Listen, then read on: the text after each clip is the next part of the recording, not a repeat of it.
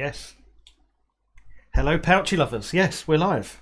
We are. Why We have are I live. got that red square around my head? Because I left it clicked. Let me click off it. Is that better? Does that make you happy? There's no red That's ring? much nicer. A gold frame would be quite nice. God, I could frame you. Yeah, I think that works.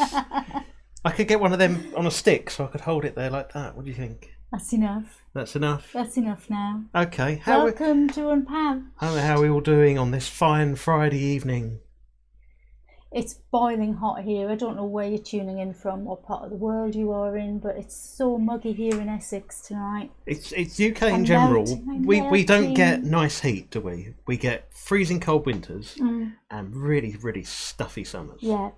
It's never a nice heat. And not a lot in between. There really isn't. It just makes you sweat absolute buckets. Annoyingly, when you're doing this as well, you have to have the window closed because otherwise you hear all the cars going past, which just makes it more unbearable when this entire room is absolutely full of IT equipment. How irritating. Yes. But we're here. What have we got today?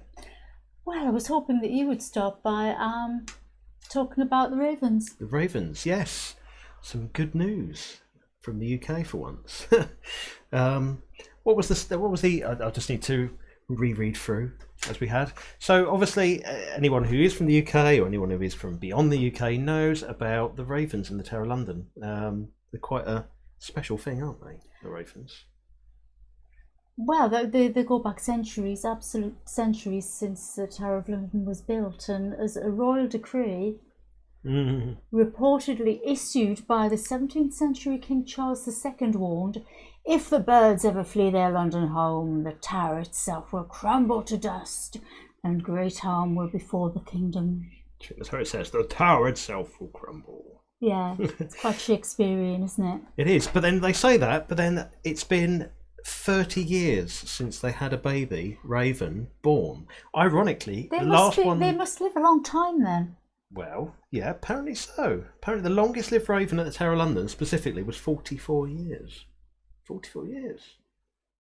To be fair, I expected they lived a bit longer, but I don't know. It was born on X date, they know, and then it lived so long. That's incredible, isn't it? Bob is saying he saw the Ravens. Do you know what? I've lived in the UK, well, my life, and I've never seen the Ravens. You've never been to the Tower of London? No. I always thought it was just a tourist trap. We should do it. We should do it. Yeah. We should do it. Because I travel into London every day. Yeah, you'll go past it. Well, I don't go, sort of. I don't really go past it. I don't really go anywhere near it, but no. Anyway, so the last time they had babies born at the Tower of London was 30 years ago, the year after I was born. So pretty much the entire duration that I've been alive, there's not been a Raven born in the Tower of London until now. It makes you wonder why they don't die out. Well, it says that they've been bringing them in from elsewhere in the country. So they've been cheating. So some of them, I think, have come from Somerset, from Surrey, from South Wales. Yeah, they've not been cheating. I think they said that they were never really set up to have the Ravens breed there. And then they've obviously been bringing them in from there elsewhere. But no, they set up a new enclosure for them, and they had chicks. Right. And that was on St George's Day, which was really quite random. That's fantastic, isn't it? Well, yeah. You've got something on your other screen, incidentally, about ravens to be raised in a Suffolk pub. What's that about? No, this is the baby ravens. Oh, right. So let me flip to desktop view. Yeah, we've got a little video of the little baby ravens. Oh. Everyone loves a raven. How sweet are they? That's just Oh, they're incredible. I mean, most of us, there's a good few people on Twitter that follow the Raven Master at the Tower of London. That's not a raven. No, they are. Ah, okay. So yeah, is there any more? Not that we can hear the guy talking, but they're just amazing birds, aren't they? They're gorgeous. The Absolutely size of him as amazing. well. Absolutely amazing. So glossy. So yeah, baby ravens. That's really something quite special, I think. Yeah, we've got baby starlings. Does that count? Kind of. So what would we call this? The Tower of Varley? The Tower of Basildon. Tower of Pouchies. Yeah, it is definitely the Tower of Pouchies. We'll get onto that later. Well, the thing that made the most was the strangest was that the two parents. I can't even. Can you pronounce them? Huggin. Hugging. Hugging and running. Mooning. No, I can't. No. They only arrived last year. And they still expected them to spend quite a while settling in. But nope, they got straight into it. Wham, bang, and baby chicks. That's fantastic. So yeah, that was very special. So everything's coming up ravens. So that was my bit of the news. What's your bit of the news? How would you like to do a bit of wallpapering? I hate wallpapering. How would you like to spend £152 on wallpapering? I can't think of anything worse. Ouch, it's a bit steep, but somebody has done some beautiful designing. Australian illustrator Courtney Brims.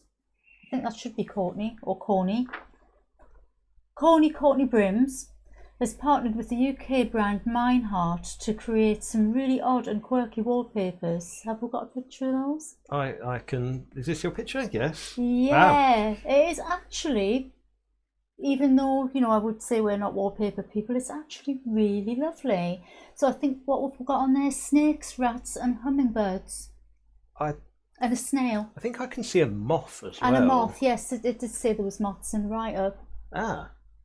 That's really weird. Yeah, it's an odd collection of animals to be having on wallpaper.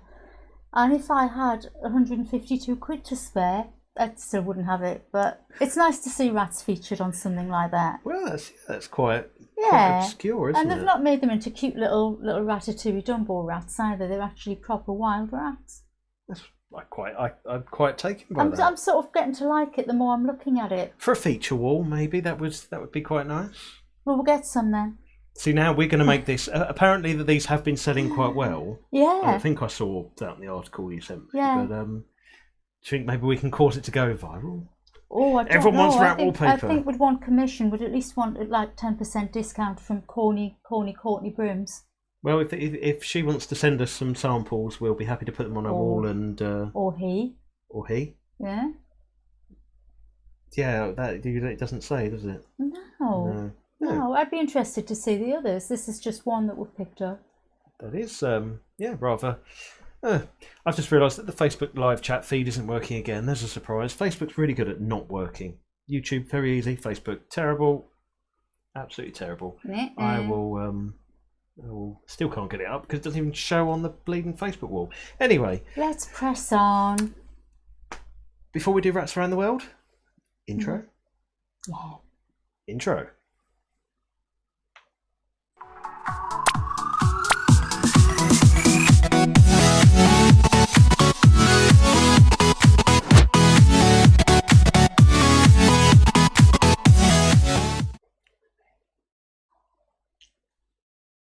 There, intro. So, Rats Around the World. I was trying to look today for something rather obscure, something different, something that not necessarily we knew about, and something that people watching wouldn't have heard about. And I come across the smallest species of rat there is on the planet. And I could find virtually no bloody information about it. No pictures? Nothing. Oh. All there was saying that this particular species of rat, and the species is called Rattus Osgoodi. Osgoodi. Rattus Osgoodi, Osgood's Vietnamese rat. Osgood is the name of the person who discovered them, Dr. Wilfred H. Osgood. But I could find no information. I looked everywhere. In the end, I had to read through a 70-page scientific article just to find some basic information about where they live, and essentially they're 12 to 17 centimetres long. So that's what? Is that including the tail? No. Just the body? It's just the body. Right. And apparently the tails are shorter than most rats in proportion to the body, which is obviously rather strange as well. Only found in Lam Dong province in southern Vietnam. It's apparently a very specific area. I'd love to go to Cambodia in Vietnam. Could be our next adventure. Go trekking through the trying to find one of these. We'll go and look for Osgood's rat. Osgood rats. Yeah. I've read this was odd, and this just shows how small species can slowly diverse. There's, I don't think did I write down the name? Did I write down the name? No, I didn't. No. There's another species that live very, very close to them, and the Osgoodi live at higher elevations, and these others live further down. and the only real difference, they look very, very similar.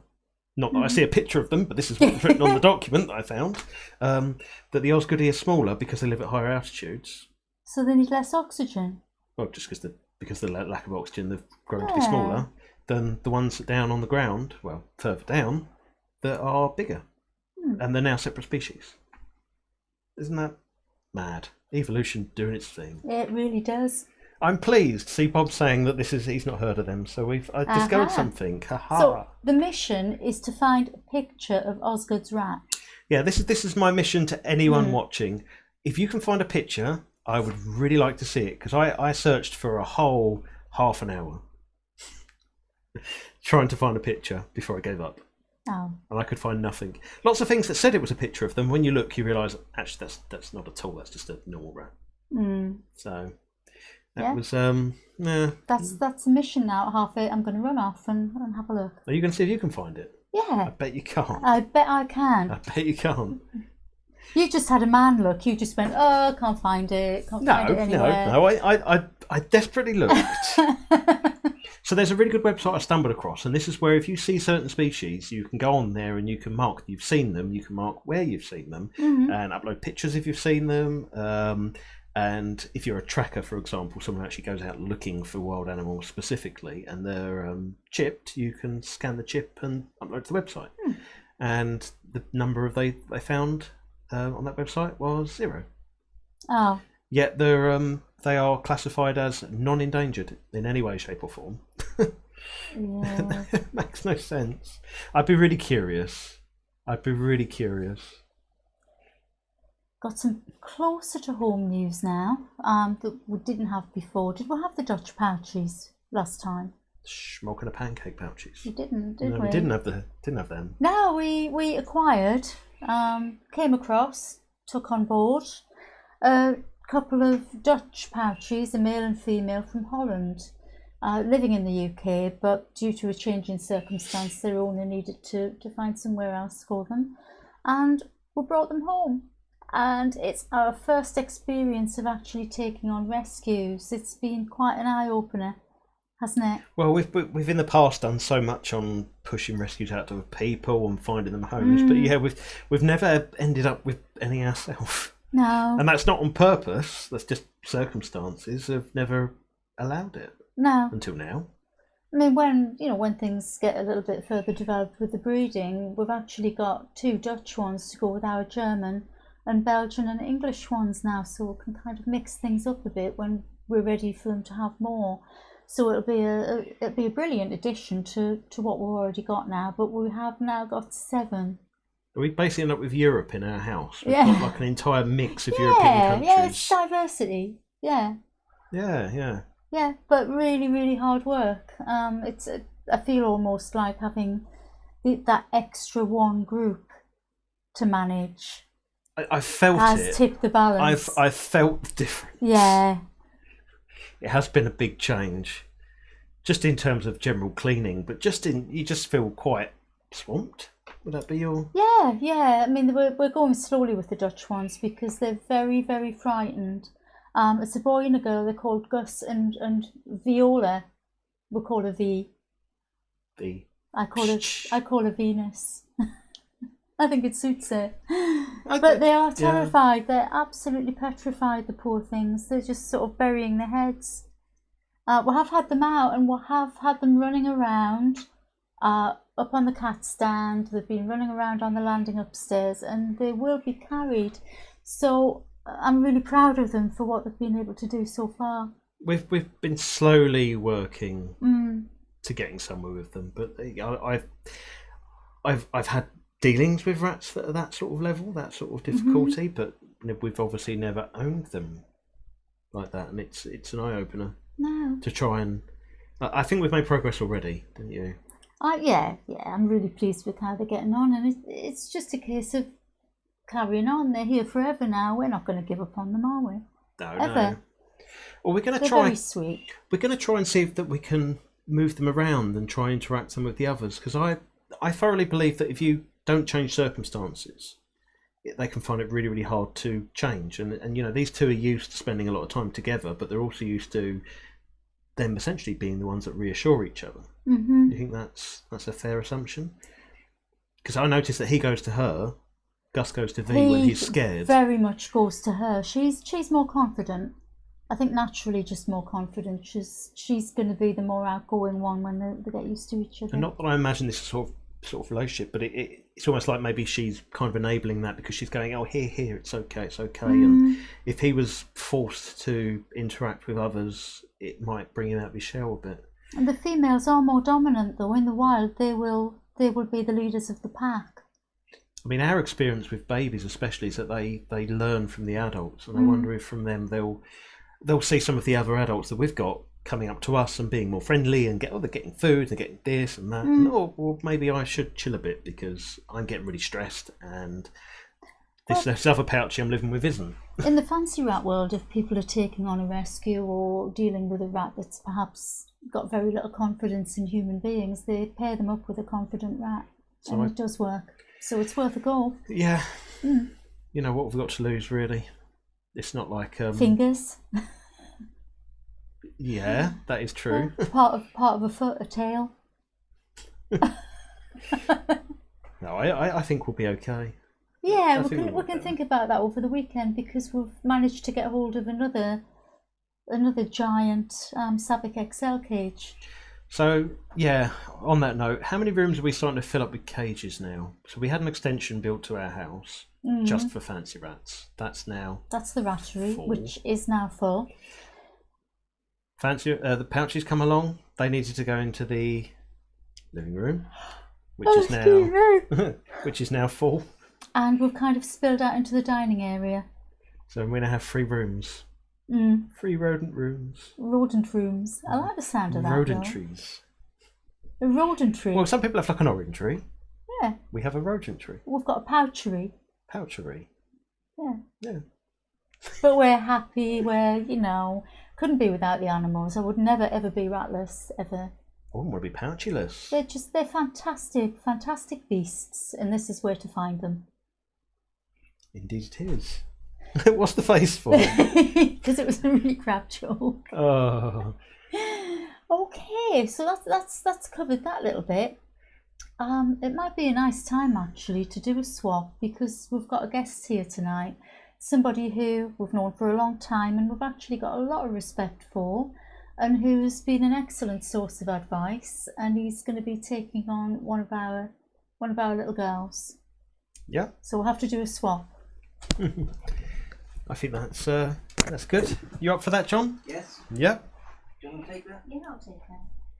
She's asleep, so she's moving around a bit, but she's asleep. I'm just doing a Mexican swap. That's not the term, is it? Thank you. There we go, sir. Oh.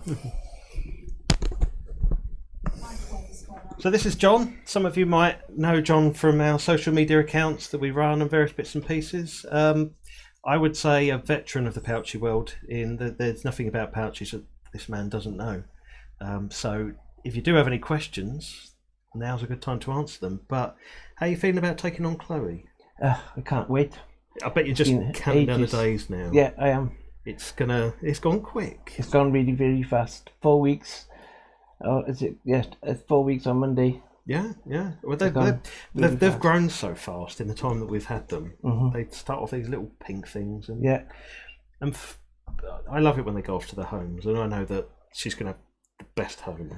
Yeah, with you. I'll try my best. I don't think you need to try. Just I think you've already proven that from day one with all the others you've got. Yeah. And you have all the others you've had over the years. How long has it been since you last had one? About 4 or 5 years. It's going to be amazing to have them back again. 2014, I think, was the last time I had them. Oh, it's going to be something special. Yeah, it will. No, that's it. I'm excited for you. Thank you. Because it's going to be. So you one of your last pouches you had epilepsy, is that right? Yes, she did. From about the age of 4 weeks, we discovered that she was she had epilepsy together with all of her brothers and brothers. And I was the only person that we managed to treat with epileptic drugs, anti-epileptic drugs. Because you successfully managed to actually keep it under control. Yes, went from having 3 or 4 fits a day to 3 or 4 a month. Yeah, Yeah, she was amazing. it's incredible. What were the drugs you had to put her on? Do you remember? Something I can't remember. It was a solution, and they give it to children. So it's actually human. Yeah, it's human, and then diazepam was another drug to relax her muscles because she would get so stressed out with the fits, and she would go into spasms. Because they can sort of get agitated, and that's what can bring them. And it's in humans, that's what can actually bring So them that on. they gave her both drugs together, and it seemed to work really well because she was amazing. I could do anything with her. Wow, that's absolutely mad, really. That you managed to keep it, because even with humans, they struggle to bring it under control. I was the only person. I think I've been the only person that has ever treated a rat with anti-epileptic drugs. And what did the vet? What were you seeing a vet nearby? He was really helpful, and he was the one that got us on the right dosage for a size, because she was quite a big rat. So we had 0.06 of a mil every day, and then it went up to twice a day because she got she wasn't really coping with that. But to start off with, it made her fit. When the first drug we gave her, the first time we gave it to her, it made her fit. Because it starts to interfere with all the chemistry, doesn't it? Yeah. And the electrical signals, and it can. So I was a bit concerned about that because that went on for quite a while, but it stopped, and then it stopped for good. That's really, really, really amazing. No, that's do you have any idea what possibly caused it to start in the first place? Just genetics. Genetics. We discovered that both parents had epilepsy in the lines. One came from a shop, and the other came from somewhere that they knew had epilepsy. They didn't tell me until pass it on. until I discovered with breeding. No, I think it really shows how important it is to because it's something like that. You can't just breed around that. No. You have to stop a line if the line has got it. Well, we've seen it in fancy rat lines, and you have these sort of problems, and it's not like it's just a roadblock. You'd be like, oh, I breed through it. I'll just breed through it. It's like something like that. To do the right thing, you just got to go. Well, I just can't carry on breeding that line anymore. I had to stop. I stopped. Well, hopefully this is not something we're gonna see pop up again. No, because I've heard of it in Europe, in some places, but not over here. So all right. Hopefully it's not over here, because it can easily be, continuing a line again and again and again, and it's worrying. Yeah, concerning. But no, it's incredible you managed to keep that under control. And she was such a good rat too. She took her meds all the time. Didn't matter what time of day or night I had to give it to her. She would take her meds and swallow them. She wouldn't fight. As soon as she saw it, she would. It was like just take it down, no complaining. No complaining. I guess they get in like just a habit. They every day they have the same medicine at the same time, and she would just take it down and it's mad, isn't it? No. What was I going to say? Because I did meet her, didn't I? Me and Claire came up. Claire, I got a picture of her holding. Yeah, it was mad because it ended up being, because I currently work in London, and it was first time I'd gone to London for a job interview, and it was in that evening that I came up to see John, and we went to see Abby that evening, and then I've been working in London since then, and now we're back in touch, and we're sending one your way. Yeah, it's funny how things happen. Yeah, it's gone round in a circle. I know. It's bonkers. Are you one to watch Springwatch, John? Sorry? Are you one to watch Springwatch when it's on TV? Oh, I love Springwatch. Yeah, I like Springwatch. I haven't watched much of it this time. Well, it's just starting on Monday. I don't know if I'm curious how many of you guys in America have heard of Springwatch. It's so there's a thing we have in the UK, and it's say spring, but it's always like the end of spring, isn't it? Or like around now. And it's basically like a fortnight. I think it's usually on for a fortnight of something like that. Yeah, they put a load of cameras in lots of bird boxes at this particular location, and then every day they go in, they check on these birds, and they talk about these ones have hatched and these ones are this, and you'll be watching on camera. And I used to we had a big screen in work this was last year, and I put all the cameras up on the big screen because I was just curious as to what was going on, and you just watch them live. And you'd see, some pretty amazing things. You'd see all these birds going off and fledging, but you'd also see them getting taken, predated on as well. So it was quite, quite harrowing to see that as well. But absolutely amazing. I don't know if you guys can ever, you guys in America can get onto the BBC iPlayer using a VPN or something to watch it. But I think they get BBC America, don't they? Yeah, I don't know if they get like Spring Watch or anything like that on there. Don't know. I'd be it'd be well worth a watch if you can get yourself on a VPN, and it starts on Monday at 8 p.m. I think. I've actually got the time written down somewhere. 8 p.m. Monday. Grab a VPN if you've got one and have a watch, because it's if you're interested in wildlife, especially in British wildlife. I mean, we have some amazing birds up here, don't we? Mm-hmm. It's one of the big things. Definitely well worth a watch. I will certainly be checking. I think this year they're in the Cairnhorns in Scotland, with some bits in Cornwall, Brighton. Have a watch. I think we've got some. Let's have a look at a couple of the questions that we've got before we finish up for the day. What have we got? Good old Valium. Oh yes, does the job, doesn't it? How long did she live for, John? That's one of the questions. She was about a year and a half. So she didn't make anywhere near what they would normally do, No. but she had a good year and a half. stint. Yeah. Considering that I don't think most would make it past 6 weeks. Well, her brothers, 3 brothers, all died at 4 weeks. Yeah, so it shows that she, in the grand scheme of things, although it was only just over a year, she still managed to make a good time. No, that's still that is mad. What have we got? If you act like a tree, I think that is true, because we've had a couple of.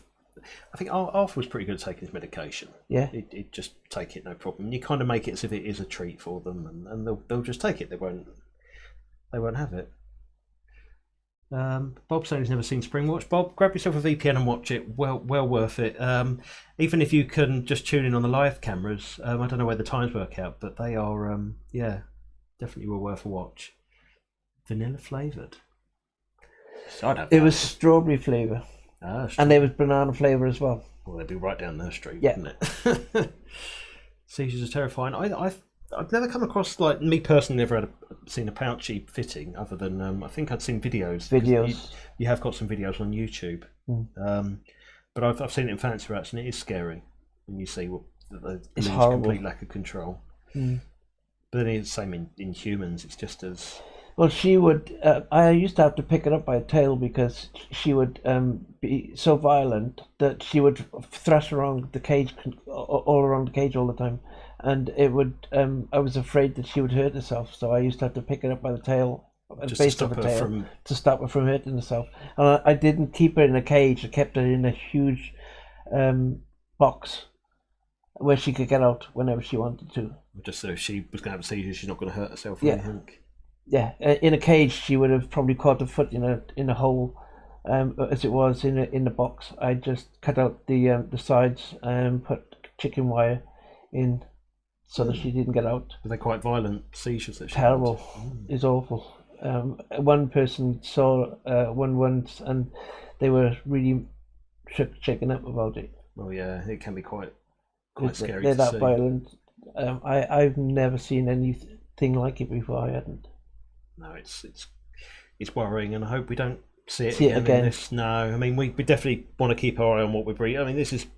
Again, when we say it's so important just to be keeping the eye on the lines that we're breeding and deciding who we put with who, and keeping long-term track of how owners are getting on with them, keeping track of health. Yeah, because you want what's best for your lines. You want what's best for every baby that you have. It's it's horrible.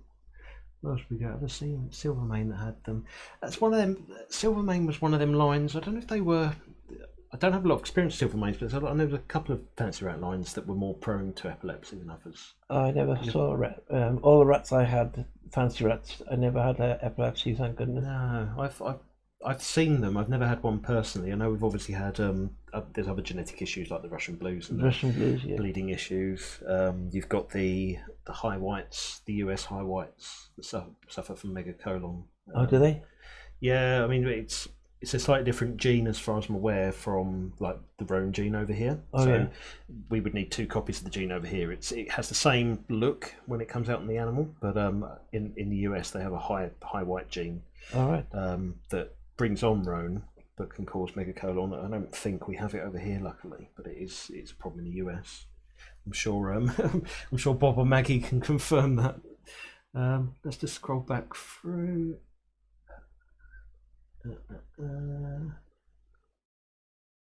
How many fancy rats do we have?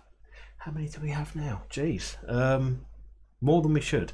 To be honest, Claire and I were talking, well, mainly Claire is talking about downsizing the number of babies that she's having and the number of adults, because at the moment the pouches just take up so much time. Yeah. It's hard to give the fancy rats still want their time. They still want some time with us, and it's so hard to balance them all out between them, and then you feel like you're not giving someone the time they need or someone the attention they need. So I think we might end up downsizing, but I would guess probably around 30 at the moment, so not anywhere near the number that I've had in the past. I think the most I've had was 70. Oh God! When I was running my rattery. I had hamsters, and I had a lot of hamsters. It's one of them, to breed properly you do need a good number, because otherwise you're really constricting who you put together, and you want to be able to keep as many as you can so you know your line's going to do. But it's tricky. I always said to Claire I think 40 was kind of the minimum, but she's managed to do really well with just 30. So yeah, absolutely mad. One had seizures. Oh, that's horrible. Really sorry to hear that, Maggie. That's it's horrible when we lose them. I think it's probably time, because I think we're probably unpouched. It's been an absolute pleasure today. I have no idea how many. Yeah, we do. It's a bit of a zoo here. We have them. We have the pouchies, and we have 2 fish tanks and a cat. That's kind of it. Right, brilliant. Well, thanks very much for tuning in this week. We'll be back again in a fortnight, as always. Thank you. Thank you very much, and we will speak to you all soon. Bye for now.